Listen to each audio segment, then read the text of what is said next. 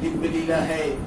भगवान धीरे धीरे बड़े होने लगे और माखन मिश्री की लीला प्रारंभ हो गई और माखन मिश्री के साथ साथ राक्षसों के वध की भी परंपरा तृणावर्त से लेकर के बकासुर से लेकर के और बड़े बड़े असुर भगवान को मारने के लिए कंस के द्वारा भेजे जा रहे हैं और भगवान उनका काम समाप्त करते जा रहे हैं। और दिव्य लीलाएं, माखन मिश्री खाना और गोपियों के घर से माखन चिराना।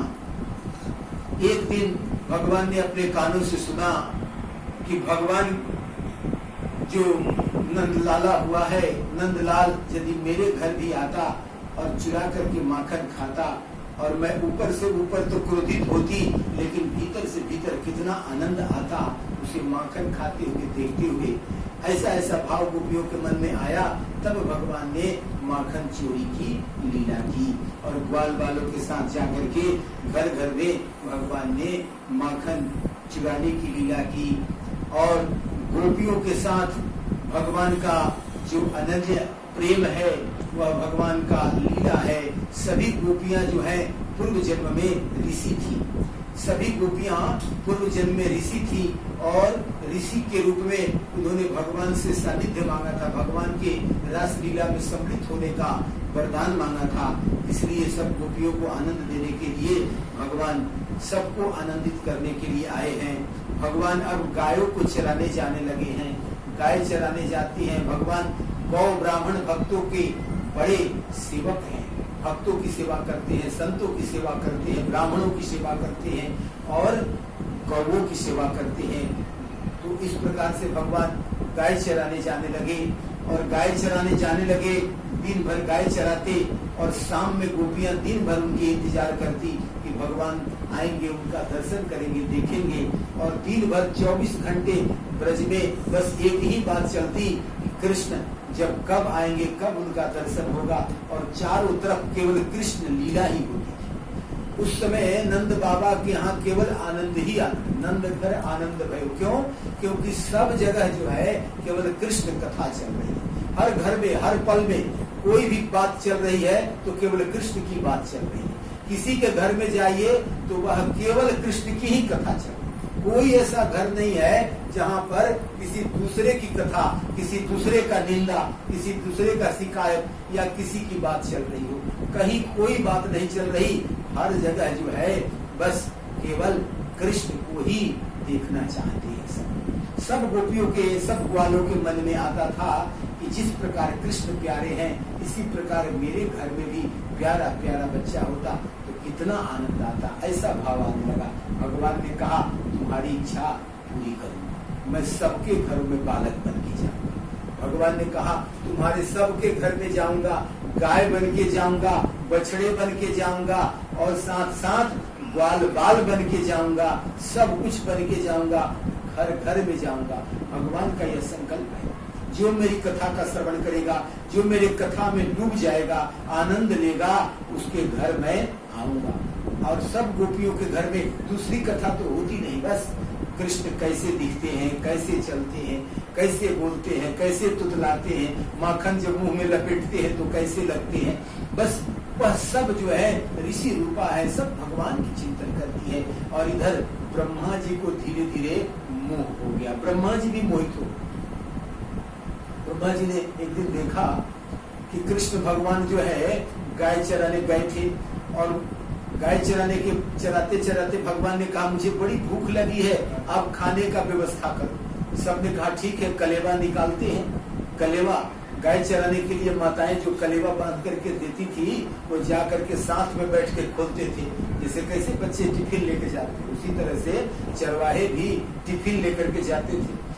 कलेवा बांध दिया जाता था, दूध, मलाई, भात, दही जो जिसके घर में है सब एक जगह करके सब मिल बांट करके एक साथ भगवान सबके साथ खाते थे। एक दिन जब सब खाने लगे तो दही भात, भगवान का जो खाना था दही भात था और नींबू का अचार। एक हाथ में दही भात लिए हैं और एक हाथ से चटनी चाट रहे हैं, कभी दाएं हाथ से भगवान खा रहे हैं, कभी बाएं हाथ से खा रहे हैं। ब्रह्मा जी ऊपर से देख रहे हैं, कहिए ब्रह्म है, ये परमात्मा है, इसमें तो बड़ा संदेह है। इसको तो ये भी पता नहीं है कि खाना दाहिने हाथ से खाया जाता है कि बायां हाथ से खाया जाता है। कब ये दाहिना हाथ से खाते हैं, कब बायां हाथ लगा देते हैं। ऐसा दही भात और अचार चट चट खा रहे हैं, लग रहा है कि ये जन्म जन्म के दरिद्र है, इनको कभी खाना मिला ही नहीं है। उस दही भात में इतना आनंदित हो रहे हैं, उस लीला को देख करके ब्रह्मा जी को भी भ्रम हो गया, यह ब्रह्म है क्या। तो जब ऐसी भगवान कृष्ण की ऐसी लीला है कि जब ब्रह्मा आदि देवता मोहित हो जाते हैं, तो उसमें मनुष्य मोहित हो जाए तो फिर कौन सी बात। तो फिर ब्रह्मा जी जब मोहित हो गए तो लोगों ने कहा, चरवाहों ने कहा कि देखो भाई, हम लोग की गौएं दिखाई नहीं देती, किधर चली गई है। भगवान ने कहा तुम लोग बैठो, अभी हम जाकर के खोज करके आते हैं। एक हाथ से दही भात खा रहे हैं, दूसरे हाथ से अचार चटनी चाट रहे हैं और गौवे खोज रहे हैं, जा रहे। गाय एक हाथ से उठा के मुंह देखते हैं और एक बार दही भात खा रहे हैं। चलते चलते ब्रह्मा जी कहे नहीं भगवान जी, शास्त्रों में लिखा है कि चलते फिरते खाना नहीं खाया जाता है, ये तो चलते फिरते भी खा रहे हैं, खा भी रहे हैं, चल भी रहे हैं, इनको खाने से ही पेट नहीं भरता, ये ब्रह्म नहीं है। उनको भ्रम हो गया ब्रह्मा जी को, इनका लीला ही है भगवान का ऐसा। और आगे बढ़ते गए ब्रह्मा जी ने कहा हमको कुछ इनको परीक्षा लेना होगा। और उन्होंने क्या किया, सारी गौओं को अपने माया के द्वारा ब्रह्मा जी ने उनको खींच लिया। अब चारों तरफ देखा कृष्ण भगवान ने, गौएं नहीं दिखी, कहा कहाँ गौएं चली गई। फिर लौट करके आए चरवाहों से कहने के लिए, ग्वाल बालू से कहने के लिए कि गौएं तो नहीं दिख रही। यहाँ आते हैं तो ब्रह्मा जी ने क्या किया, सब ग्वाल बाल को भी खींच लिया और उनको भी ब्रह्मलोक में लेकर के चले गए। अब यहाँ कृष्ण भगवान आकर देखते हैं न गौए हैं और न ग्वाल बाल है। भगवान ने कहा ओ लगता है या किसी की लीला चल रही है। और भगवान ने ध्यान किया, कहा अच्छा तो ये ब्रह्मा जी की लीला है। कहा अच्छा ठीक है, अब मेरी भी लीला देखो। और भगवान ने अपने संकल्प मात्र से अपने आप को ही सभी ग्वाल बालों में बना दिया और गौओं में विभक्त कर दिया। भगवान अपने ही जितनी गौएं थी उतने गौ बन गए, उतने ग्वाल बाल बन गए और सब स्थिर हो गया और गौएं चरा करके घर गए। और उस दिन के बाद एक अजीब लीला हुई। पहले सब जो थे ग्वाल बाल और गोपियां दौड़ दौड़ के कृष्ण को देखने जाती थी, अब कोई कृष्ण को देखने नहीं जाता। अब उनके घर जो ग्वाल बाल है उन्हीं को देख करके सब मुग्ध है, कितना सुंदर भैया लग रहा है। गोपियां देख रही है जो मेरा भैया है आज कितना सुंदर लग रहा है, आज मेरे जो गौए हैं आज कितना सुंदर लग, सब लिपट लिपट के गौओं से मिल रही है, सब कुछ दिव्यता, सब तो कृष्ण बने हुए हैं। गौए भी कृष्ण, ग्वाल बाल भी कृष्ण, भगवान का संकल्प ही था। सब ग्वाल बाल ने कहा था कि भगवान मेरे घर भी रहते, मेरे घर भी आते, गौओं के रूप में रहते, बछड़े के रूप में रहते, ग्वाल बाल के रूप में कितना आनंद आता। आज भगवान ही स्वयं ग्वाल बाल के रूप में बछड़ों, अब जो है ग्वाल बालों का अब प्रेम बढ़ गया है और गौओं के प्रति, माताओं के प्रति सब का सब आनंद में बह रहे हैं। अब तो सब के सब दिव्य हैं। रोज गौएं चराई जा रही है, कृष्ण ही चराने वाले, कृष्ण ही चरने वाले, गौएं ही जो बनी हुई है वह कृष्ण है, ग्वाल बाल भी जो बने हैं वह कृष्ण है, दही भात जो खा रहे हैं वो कृष्ण है। यह रोज की लीला चल रही। एक वर्ष बीत, ब्रह्मा जी ने कहा जरा देखें कि अब उधर क्या लीला चल रही। एक वर्ष बीतने के बाद ब्रह्मा जी देख रहे हैं कि लीला तो पूर्ववत चल रही है, कोई कुछ भी बाधा नहीं है, वही ग्वाल बाल है, वैसे ही कृष्ण है, वैसे ही दही भात है, कहीं कोई परिवर्तन नहीं दिख रहा। ब्रह्मा जी ने कहा ये तो बड़ा भ्रम। और तब आकर के भगवान के चरणों में गिर गए, कहा हे प्रभु मुझसे बड़ी भारी गलती हो गई, आप तो मायापति हो प्रभु, आप चाहो तो किसको माया में न डुबा दो। ज्ञानियों के भी चित्त को भगवती जो है वह क्या करती है, बलपूर्वक माया में गिरा देती है। और उसी मायापति भगवान विष्णु, आप तो सब कुछ माया हो, माया के पति हो, आपके लिए कौन सी माया भला नहीं हो सकती, हम नहीं समझ सके, हमें क्षमा कर दीजिए। और ब्रह्मा जी ने स्तुति की। फिर ब्रह्मा जी को उन्होंने आशीर्वाद दिया, ब्रह्मा जी चले गए और फिर ब्रह्मा जी ने जितने भी गौएं थी सबको लौटा दिया, ग्वाल बाल को लौटा दिया और कृष्ण भगवान भी फिर अपने एक रूप में आ गए नंद बाबा के यहाँ, ही केवल कृष्ण आ गए। तो इस प्रकार से भगवान अपने दिव्य दिव्य लीला करते थे। वहीं कुछ दूरी पर कुछ ब्राह्मण लोग यज्ञ कर रहे थे, वहां यज्ञ पत्नियां थी, वो उनकी जो पत्नियां थी, ब्राह्मणों की जो पत्नियां थी, वह सुनती थी कि यहाँ पर वृंदावन में एक ऐसा कृष्ण है जो गौवे चराया करता है, इतना सुंदर है, इतना सुंदर है, और उनकी जो दिव्य दिव्य लीलाएं हैं, ऐसे ऐसे असुरों का वध किया है कि कहा नहीं जा सकता है। वो रोज आपस में बैठ करके ब्राह्मण लोग जब दिन भर यज्ञ करते और उनकी पत्नियां बैठ करके कृष्ण का चर्चा करती, बड़ा सुंदर कृष्ण है, ऐसे है। आकर के जब पत्नियों से भी बात करती, कहा सुनते हैं कि ब्रज में एक बड़ा सुंदर भगवान का अवतार हुआ है, हम लोग चाहते हैं उनका दर्शन कर। ब्राह्मण ने कहा तुम लोग मूर्ख हो, उस ग्वाल बाल में तुम लोग भगवान देखती हो, वह भगवान नहीं है, वह एक साधारण सा ग्वाल बाल है। हाँ थोड़ा शक्तिशाली है यह मानते हैं, लेकिन वह भगवान नहीं है। ऐसे ही अज्ञानियों को भरमाया जाता है, वह भगवान नहीं है। अब यज्ञ जो करने वाले ब्राह्मणों की जो पत्नियां हैं रोने लगी दिन बैठकर, हम लोग तो भगवान से कैसे दर्शन होगा, उस वृंदावन बिहारी लाल की एक छटा भी, एक झांकी भी देखने को मिल जाए तो जीवन धन्य हो जाए, और हम लोग को कैसे दर्शन होगा, ये बड़ा उत्कंठा है। भगवान तो सबके मन की बात जानते हैं। भगवान एक दिन बैठे थे तो सब बाल बालों ने कहा कि कृष्ण अब हम लोग को अभी भूख लग गया है। भगवान ने मन में संकल्प किया और सबको भूख लग गया। कहा भूख लग गया तो देखो यहाँ थोड़े दूर पर जाओगे तो यहाँ कुछ ब्राह्मण यज्ञ कर रहे हैं, उनसे जाकर कहना कि कृष्ण ने भोजन मांगा है, वो भोजन दे गए। और जाकर के कहा ये यज्ञ करने वाले ब्राह्मणों, जो साक्षात धरती पर भगवान अवतरित हुए हैं वही कृष्ण भगवान ने कुछ खाने की वस्तु मांगी है, उनको भूख लगा। उन्होंने कहा यहाँ कृष्ण कोई भगवान नहीं, जाओ लोग पूजा पाठ में लगे हुए हैं, विघ्न मत करो, यहाँ कुछ नहीं मिलेगा। और उन ब्राह्मणों ने लौटा दिया। लौट करके आए, कहा कि आपका नाम भी दिए, कोई फायदा नहीं हुआ, सब लौटा। कहा कहाँ चला गया, खाना मिलता है पुरुष के यहाँ, अरे जाओ वहाँ गृहिणियों के पास, वहाँ खाना मिलेगा, उनके पास जाकर के कहना कि कृष्ण ने भेजा है, मुझे कोई खाना दे दो। जब ब्राह्मण पत्नियों ने सुना कि भगवान ने खाना मांगा है, 56 प्रकार के भोग बनाया और भोग बना करके कृष्ण भगवान के लिए भोग दिया, कहा ले जाओ, वो तो मेरे भगवान है। अब बड़े आनंदित हुए और उसके बाद खाना भेजा, कहा कि भगवान से कहना कि थोड़ा सा दर्शन हमें भी हो जाए तो हमारा भी जीवन धन्य हो जाए। और उसके बाद खाना खाए हैं, भगवान कहे कि बड़े तृप्त हो गए। कहा चलो अब जो है अब जा करके उनको दर्शन देना होगा। और जब गोपियां, जब वे ब्राह्मण पत्नियां भोजन करा दी और उनका जब दिव्य स्वरूप हो गया, और जब दिव्य स्वरूप हो गया तो ब्राह्मणों को भी ज्ञान आ गया, और तब उनको लगा कि बड़ा भूल हुआ है, और तब वे रोने लगे। तब ब्राह्मण पत्नियों पर कृपा करने के लिए भगवान स्वयं गए, उनको दर्शन दिए, उनको आशीर्वाद दिया और सबके सबको मोक्ष का आशीर्वाद दिया। इस प्रकार से भगवान चाहे स्त्री हो, शूद्र हो, वैश्य हो, चाहे दरिद्र हो, गरीब हो, धनी हो, जिसके मन में जिस प्रकार के भगवान की सेवा करने की इच्छा थी, सबकी सेवा भगवान लेते जा रहे हैं और भगवान बहुत सारी लीला करते जा रहे हैं।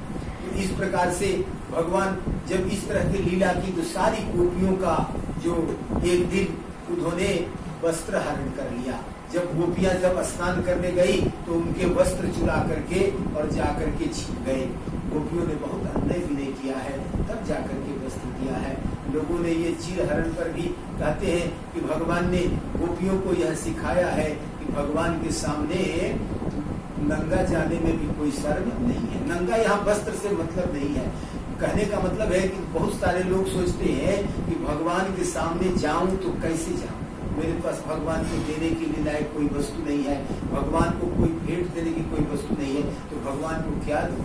इस प्रकार से भगवान यहाँ वस्त्र ही चीर हरण के लीला के माध्यम से यह बताए हैं कि मेरे लिए कुछ भी ये नहीं है, सब कुछ मेरे सामने न कोई शर्म करो, न कोई लज्जा करो, सब कुछ समर्पित कर दो मेरे अंदर, फिर तब जा करके सब कुछ प्राप्त हो जाता है। और भगवान गोपियों पर बड़ा प्रसन्न होकर के रास लीला की, और रास लीला में वो जो शरद ऋतु जो आई, शरद ऋतु में जाकर के गोपियों से मिलन किया और गोपियों के साथ बड़ा सुंदर नृत्य किया और गोपियों को सब सुख दिया। गोपियां जो चाहती थी सब सुख मिल गया। जब सब सुख मिल जाता है तो थोड़ा सा जीव को अभिमान हो जाता है, और जब जीव को थोड़ा अभिमान हो जाता है तब वह भगवान उससे थोड़ा दूर चला जाता है। जब भी व्यक्ति को अभिमान हो जाता है तो वह उससे क्या होता है, भगवान थोड़ा रुष्ट हो जाता है। अब भागवत में, श्रीमद् भागवत में कहा गया है कि भागवत का जो मूल है, हृदय है, वह दसम स्कंद है, और दसम स्कंद में जो पंच प्राण है वह भागवत के 5 अध्याय रास पंचाध्यायी है। और उसमें उसमें भी जो सबसे श्रेष्ठ बात है, जो सबसे मुख्य चीज है, वह है गोपिका गीत। गोपी गीत का श्रवण करने से भगवान जो है साक्षात प्रकट हो जाते हैं और प्रकट होकर के आशीर्वाद देते हैं। इसलिए भागवत में जो भी कुछ भी यदि नहीं सुना संस्कृत में भी, तो केवल गोपी गीत भी संस्कृत में यदि सुन लिया जाए तो संपूर्ण भागवत का पाठ सुनने का फल प्राप्त हो जाता है। जितना संपूर्ण भागवत है उसका संपूर्ण पाठ जो संस्कृत में जो पारायण है, भागवत का पारायण है, उसका सुनने का लाभ मिल जाता है। गोपियां बड़ा बेचैन होकर के भगवान को याद करती है, रोती हुई कहती है, हे कृष्ण तुम हमसे को छोड़ करके चले गए, अंतर ध्यान हो गए। और एक बात बता देते हैं, इस बात को ध्यान करके सुन लो कि ब्रज में जब तुम्हारा आगमन हुआ, ब्रज में जब तुम आ गए तो तुम्हारे आने के कारण साक्षात लक्ष्मी जी ब्रज में आ गई, और जब लक्ष्मी जी आ गई तो धन स्वर्ग का कोई कमी नहीं रहा। धन स्वर्ग सब भरा पड़ा है, हम लोग को कोई कमी नहीं है, लेकिन केवल प्रेम के कारण, तुम्हारे आसक्ति के कारण, तुम्हारी भक्ति के कारण आज आधी रात में अपने पति, अपने पुत्र सब कुछ त्याग करके आधी रात में अपने भाई बंधु सबको छोड़ करके इस जंगल में तुम्हारे प्रेम के कारण आई हुई है, और तुम ही अंतर्ध्यान हो गए हो। प्रकट हो जाओ भगवान। बड़ी रोती है गोपियां, जो है हृदय फाड़ फाड़ कर रोती है, और वह जो रोना है उनका भगवान को कैसे पुकारती है, इसको ध्यान से सुनेंगे। इसका श्रवण करने से संपूर्ण भागवत पारायण का पाठ मिलता है। गोपी का गीत गोपियां गाती हैं, जयति तेधिकं जन्मना ब्रज श्रयत इंदिरा सस्वदात्रहि दैत्य दृश्यतां दीक्षुतावका त्वयि धृता सवा त्वां विचिन्वते सरदुदासये साधु जात सत सरसिजोदरा श्रीमुषादृशा सुरतनाथ ते शुल्करसिका सुरतनाथ ते शुल्कदासिका वरद निघन तो मेह किं वधा विसर्जवाप्यया व्याल राक्षसा वर्ष मारुता वैदुतानला विस्मयात्मना विश्वतो भया दृशभते वयं रक्षितामुः न खलु गोपिका नन्दनो भवान् अखिल देहिनां अन्तरात्मदृक् विघ्न सार्थिको विश्वगुप्तये सखौ देहिवान् सात्वताङ्कुले विरचिता भयं वृष्णिदूयते चरणमीयुषां संस्कृते भया कर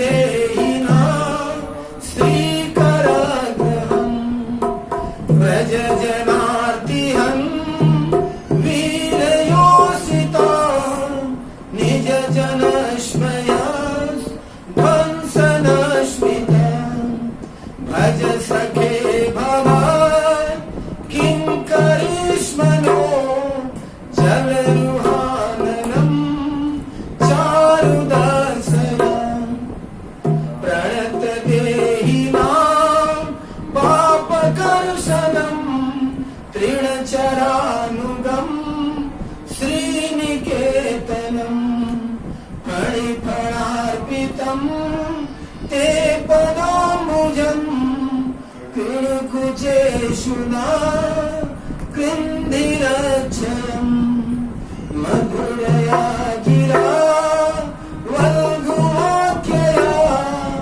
बुधमनोज्ञया पुष्करेक्षण विधिकरीरिमा वीरमुह्यति अधरस्वधुना या प्रयस्यन तव कथामृतम् तप्तजीवनम् तव कथामृतम् तप्तजीवनम् कविभिरीडितम्